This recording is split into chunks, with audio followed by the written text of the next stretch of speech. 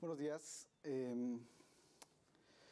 Quisiera aclarar primero que nada que lo que voy a presentar el día de hoy con ustedes no representa una política pública de mi labor en el gobierno, sino que más bien es un tributo a esfuerzos locales en los que he tenido la oportunidad de coadyuvar, incluso asesorar, como parte de J. Rubén Clark en la ciudad de Guadalajara. El objetivo de esta charla es poder sembrar, o bueno, compartir cómo ha sido sembrado en mí la semilla del compromiso y la cooperación por un mundo desde lo más valioso que tiene mucha gente, que es la fe. El día de hoy será visto por la historia como este momento decisivo en la civilización humana donde pudimos haber tomado la decisión de rescatar nuestro futuro. Esta es la última llamada para todos los actores para sumarnos al cambio que han planteado los Objetivos de Desarrollo Sostenible, y la participación que tenga cada actor, incluidos los actores religiosos, será fundamental para que prevalezca la dignidad humana para todos en todo lugar. Este diálogo que construyamos hoy entre actores va a ser decisivo en los conflictos del mañana, que van a ser consecuencia directa de las problemáticas principales a las que están atendiendo los Objetivos de Desarrollo Sostenible.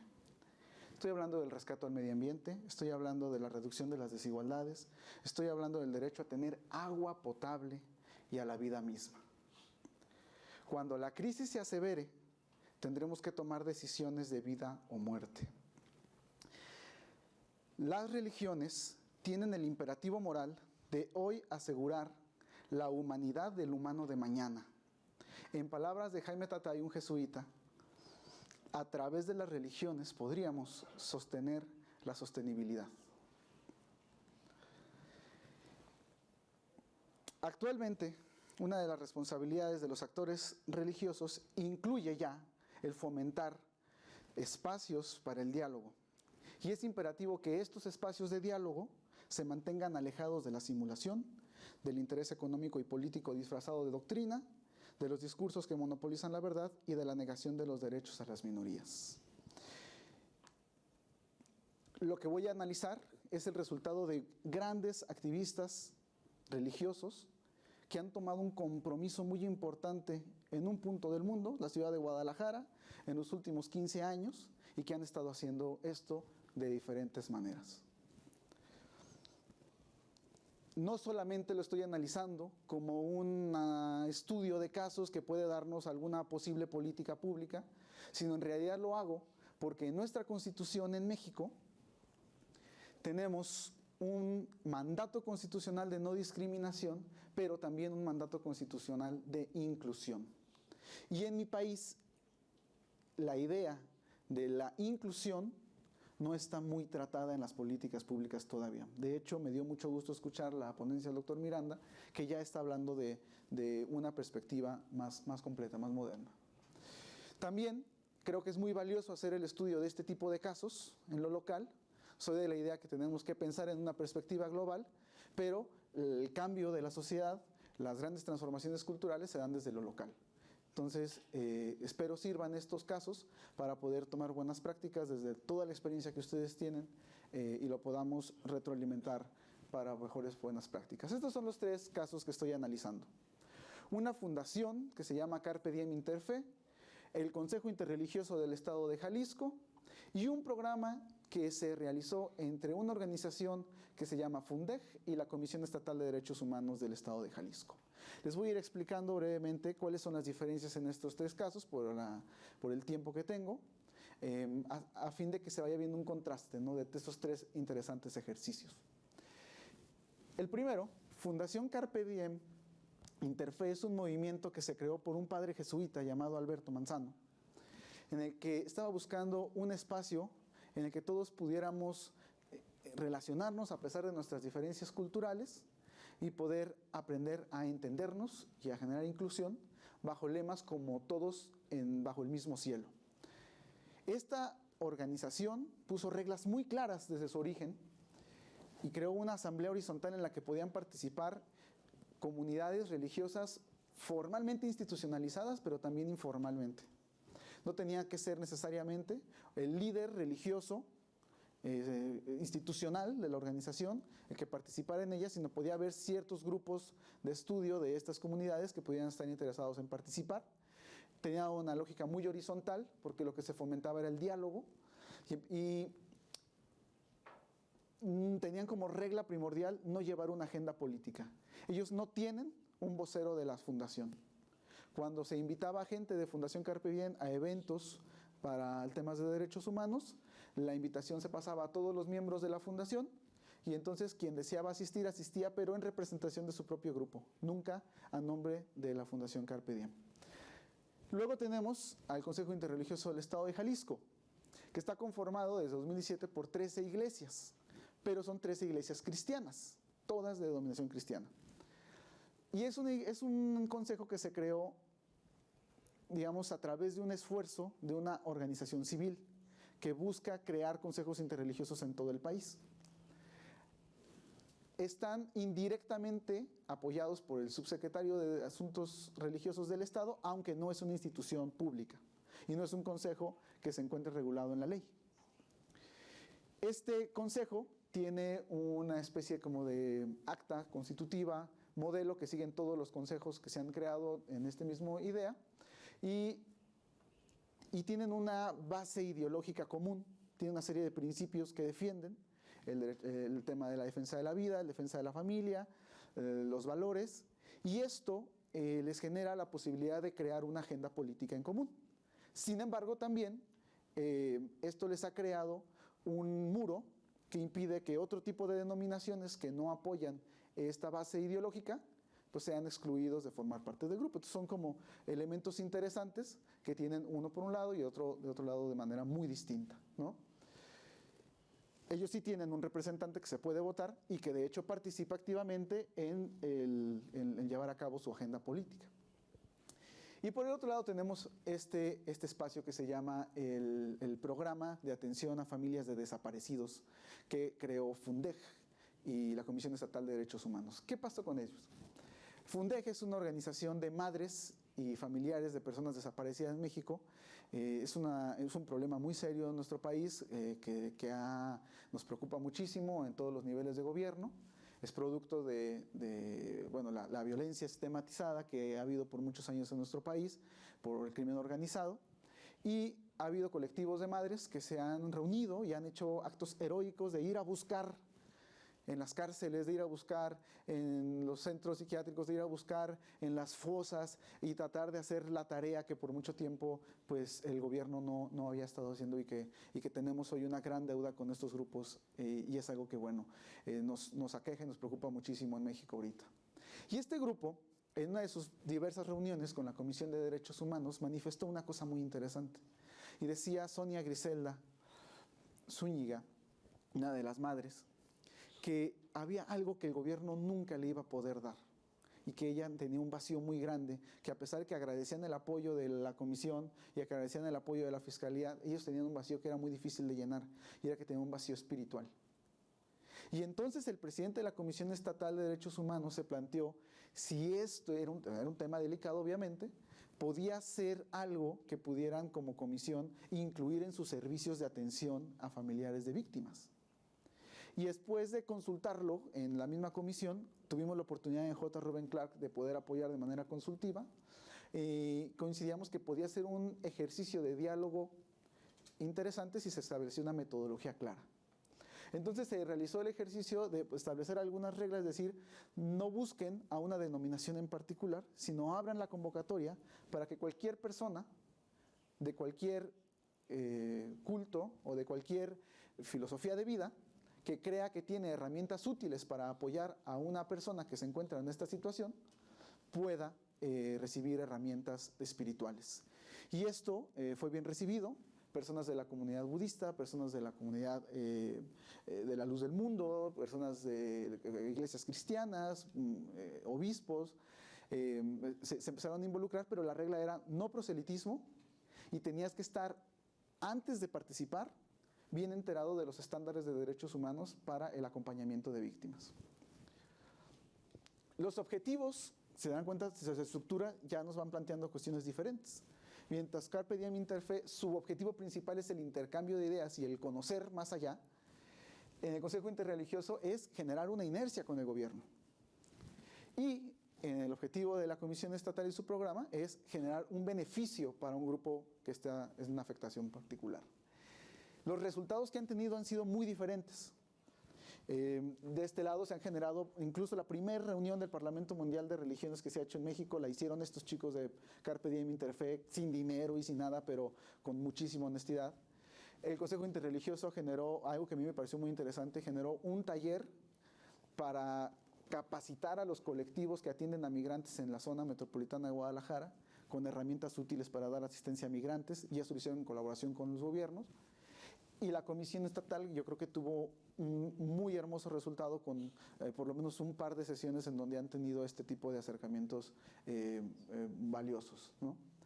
Quisiera terminar haciendo nada más unas consideraciones sobre este panorama de estos tres casos distintos. Uno, en algunos casos parece que las religiones pueden estar demasiado cerca de los políticos, pero a veces muy lejos de las políticas del gobierno. Y yo creo que en estos casos están trabajando en una lógica al revés, y están dando mejores resultados dentro de sus diferentes experimentos.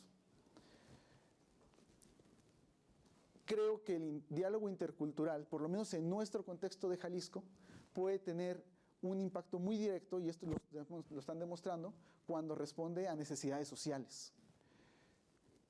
Que no podemos forzar ese diálogo interreligioso, no podemos impostarlo, sino que debe ser orgánico, y debemos de fomentar y enseñar para que las actitudes de diálogo se den. Que pueden venir grandes beneficios de esta participación interreligiosa, pero hay que pensarla también de una forma no institucional. O sea, que no necesariamente sea la estructura de la iglesia A, la iglesia B y la iglesia C, sino que podamos pensar en sus colectivos pequeños que están ahí dentro, de miembros de sus diferentes denominaciones, participando activamente con libertad. Y creo que la Agenda 2030 sí es un lenguaje común para poder generar una muy buena inercia de participación social de estos actores.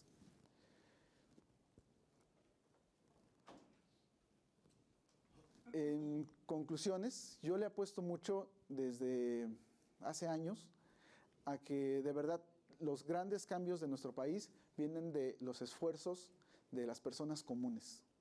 Cuando las personas se organizan y cuando las personas tienen las herramientas necesarias, podemos hacer mucho para los grandes problemas que nos aquejan. Yo vengo de un país que siempre está en crisis.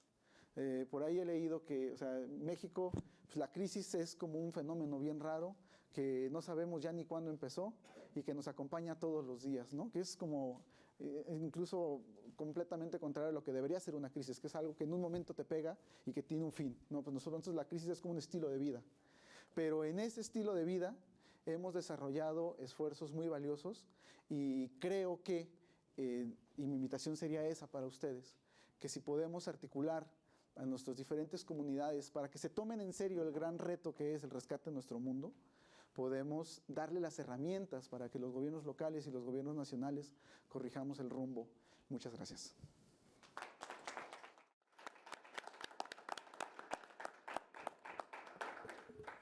Agradecemos a nuestros delegados por las exposiciones y vamos a dar un tiempo para preguntas en este momento. Entonces, nos gustaría saber quién de ustedes quiere hacer alguna pregunta.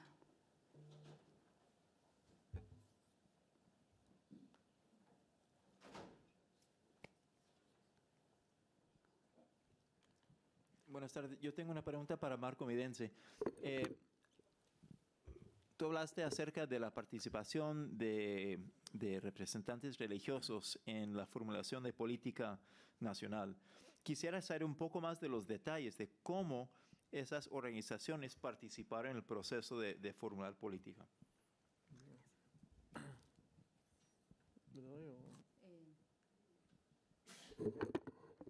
¿Alguien más tiene alguna pregunta para dejar las respuestas al final? Thank you very much. My name is David. I come from South Africa. I just wanted to check that when you talk about religious organizations, are they inclusive, or you're talking about Christian organizations? Because I didn't see the complete compendium of all religions in your country and how you attempt to make sure that they create tolerance, cooperation as a collective, not as an individual religious bodies. Thank you.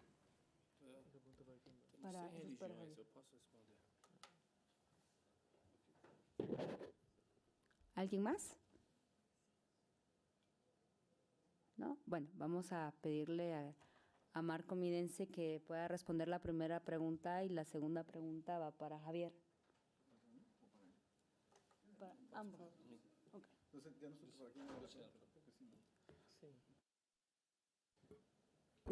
Muchas gracias, Steven, por la pregunta. Hay un aspecto político, legal, y un aspecto sociológico, digamos, o cultural. Por un lado, la Ley General de Administración Pública faculta al presidente de la República, como administrador general del Estado, a nombrar comisiones con el concurso de ciudadanos privados o funcionarios públicos para misiones especiales y específicas. Mi colega aquí decía que la crisis era casi la normalidad. Pues en Honduras también hemos caído en momentos en donde tenemos crisis que se han transformado en problemas estructurales, como es común en la región. Pero el tema de seguridad, donde no había credibilidad ni confianza en la autoridad propia, que creíamos que había sido cooptada por crimen organizado, el presidente dijo qué terceros confiables tenemos que también tengan la voluntad de entrarle. Así entonces participaron ONGs, participaron sectores organizados de sociedad civil, grupos intermedios, pero quien dio un paso al frente como iglesias, tenemos entonces el componente, que si bien es cierto, él tiene la facultad, el otro componente cultural sociológico, es que las iglesias organizadas, básicamente la católica, con la conferencia episcopal hondureña, y la confraternidad evangélica, que sí que quiero aclararlo, que aglomera más o menos el 90% de las iglesias denominadas evangélicas, cristianas. Y dentro de estos grupos se ofrecieron y él nombró a un representante de una de ellas, que es la confraternidad evangélica, el pastor Alberto Solórzano. Él es un comisionado, no es funcionario público, pero sí es delegado, digamos. En la mesa de toma de decisión tienen autonomía plena, no hay padrinazgo político, ni ideología, ni interés, más que poder avanzar. Y la veeduría social es el público, el pueblo, los medios de comunicación. Ha sido un proceso muy transparente. Como funcionó en seguridad, y vimos las estadísticas, fue un proceso muy doloroso para algunos, amenazados, pero no pararon, no pasamos pasamos de las palabras a los hechos. Entonces, en el tema de salud y educación, el presidente hizo una convocatoria amplia, nos sentamos y dialogamos, y de nuevo surgió un nombramiento, esta vez la conferencia episcopal, la Iglesia Católica nombró un padre, y de nuevo la confraternidad evangélica nombró otros pastores, que son parte íntegros de la comisión, juramentados. Entonces, por un lado, él tiene la autoridad legal, digamos, para nombrar estas comisiones. Nosotros como Estado y Gobierno hacemos el proceso de inclusión, dialogamos, escuchamos, buscamos, tocamos las puertas. Y por otro lado, en el aspecto cultural y social, ya hay un arraigo fuerte, digamos, en un país como el nuestro, en donde la mayoría de las denominaciones están en estas dos iglesias por un lado y unión de iglesias evangélicas por otro lado. Entonces, créame que cuando usted vea la cara del pastor o del padre, para algunos del cardenal, nos da credibilidad y nos da tranquilidad de que los políticos, no van a estar haciendo sus propios intereses, y aunque suene doloroso, es importante que esto es la inclusión, que esto es hacer política pública de manera innovadora. y esto es que ha dado resultado. Entonces, Steven, tenemos mucha fe en que lo que se hizo en seguridad podemos replicarlo en salud y en educación y en otras áreas también. Obrigado pela pergunta. No Brasil, David, nós temos fórum interreligioso, comissões interreligiosas, onde congregam mais de 100 religiões. Uma das que eu faço parte, nós temos budistas, católicos, evangélicos, muçulmanos, espíritas, matizes africanas, diversas religiões juntas, trabalhando e exercendo uma luta pela intolerância religiosa e a favor da liberdade religiosa. Todos unidos em um só propósito: políticas públicas para a liberdade religiosa. Não discutimos crença e nem doutrinas e nem religião. Discutimos liberdade religiosa e lutamos contra a intolerância religiosa, diversas denominações. Agradecemos las respuestas. ¿Tienen alguna otra pregunta? ¿No? Ok. Sí. Ok.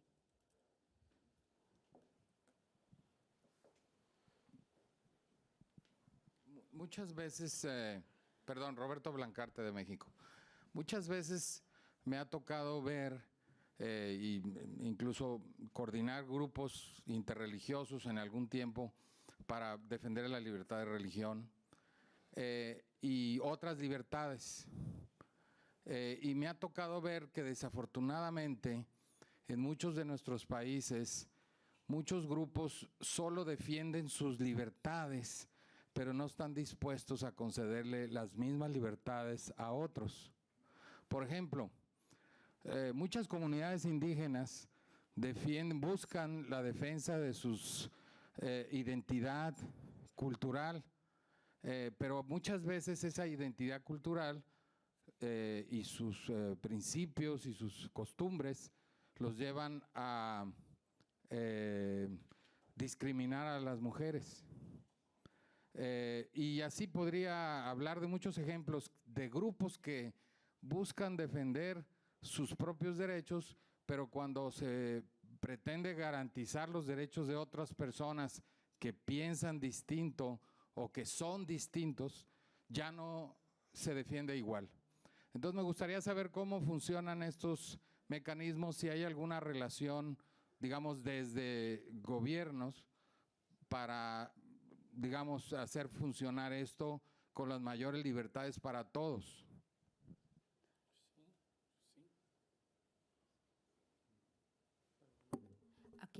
Perdón, ¿a quién va la pregunta? Quer falar? Pues. Bueno, yo aquí nomás me gustaría hacer como una aclaración que creo que, así como cuando uno estudia las diferentes asociaciones civiles que existen, ¿no? Y pueden ser, se pueden clasificar en naturaleza muy distinta, no solamente por el área que les interesa, sino por su tipo de actividades, ¿no? Hay organizaciones que son de primer nivel, que se dedican a ayudar, son asistencialistas, hay otras que se dedican a incidir directamente en los espacios públicos, ¿no? En las políticas públicas.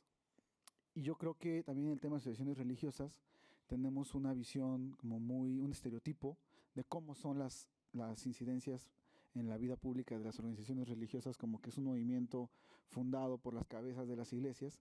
Es algo con lo que yo lucho mucho porque se rompa. O sea, hablar del activismo, por ejemplo, que hace la Iglesia Católica es muy variado, ¿no? Es muy variado, es de todos los colores y de todos los niveles. O sea, entonces creo que esto, en cierta manera, yo creo que al mismo tiempo que hay un frente, a lo mejor que está llevando una agenda como muy particular de intereses que tienen ciertas religiones, en las mesas de al lado del gobierno muchas veces se sientan otras organizaciones religiosas que son grandes aliadas del gobierno, por ejemplo en el caso de México, para la defensa de derechos humanos, ¿no? Porque tienen esta vocación más civil. Entonces, el gobierno, desde mi punto de vista, tiene que, uno, entender que la sociedad civil y las religiones forman de cierta manera parte del sector de la sociedad civil, pues no está obligada a garantizar todas las agendas, ¿no?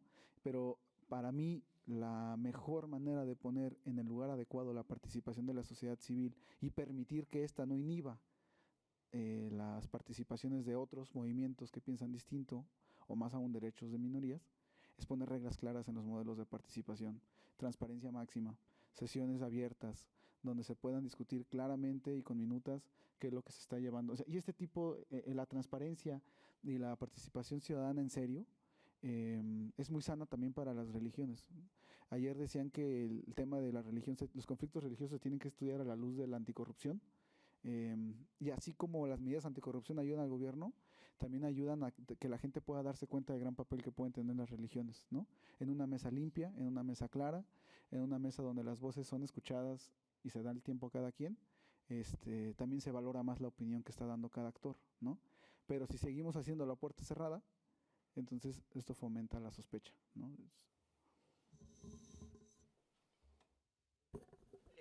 Muy buena pregunta. Yo quería reflexionar brevemente. Ese fenómeno que usted habla, identity politics, es algo que nos está afectando mucho ahora en el mundo contemporáneo. Puede pensar, por ejemplo, en modelos que han sido nefastos, ¿verdad? Estamos hablando de consecuencias en los 40, por ejemplo, en Europa. Hay otros ejemplos donde las luchas, que si bien es cierto, vienen de un sector, han sido incluyentes y abiertas, como el movimiento por los derechos civiles en Estados Unidos en los 60, que no es identity politics, porque es más abierto e incluyente. Dos cosas rápido. En Honduras, si bien es cierto, con todo lo que podemos entender que hay retos, sí hay puntos o de luces al final del túnel en temas de gobernanza, donde hay inclusión amplia, debate, espacio del disenso, pero entender que al final la visión debe ser una que unifique, porque los retos nos afectan a todos por igual. Y el otro tema, desde el punto de vista legal, que las leyes, o por lo menos que el sistema, sea muy democrático en su raíz, porque si no estaríamos privilegiando grupos y generando discriminación, y estaríamos violentando el principio de igualdad ante la ley en la ley. Por lo tanto, es importante que los legisladores, que los gobiernos locales y centrales, y que el elector también esté claro.